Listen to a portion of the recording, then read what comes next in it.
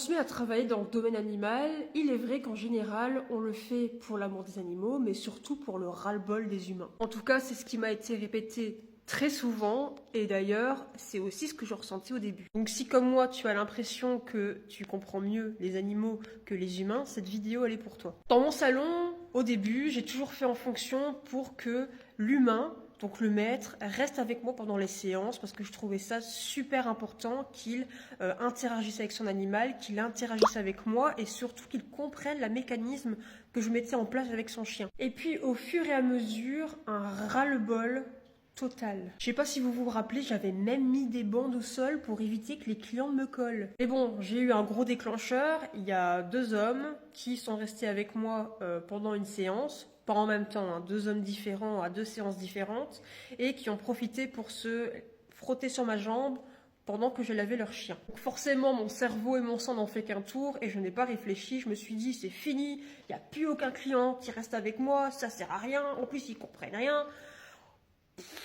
Mais j'ai vite compris que sans le client, nous, toiletteurs, notre travail ne fonctionne qu'à moitié. J'ai appris avec l'expérience que si tu travailles sur un chien qui a un souci de comportement en toilettage, comment veux-tu que le client, que le maître se responsabilise, déjà d'une part, et comment veux-tu qu'il comprenne tout le travail que tu as pu effectuer avec son chien s'il ne voit pas justement ce que tu fais. Donc maintenant, grâce à cette ouverture d'esprit qui est venue à moi, j'ai réalisé que je réapprends à aimer les gens.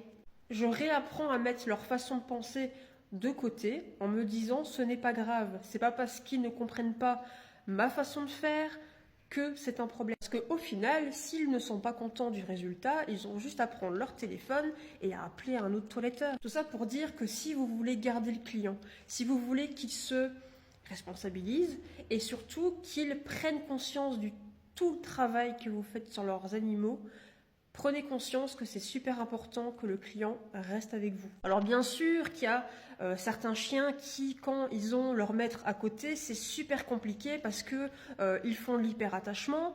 Donc forcément, quand c'est comme ça, on préfère que le maître ne soit pas là. Et je le comprends.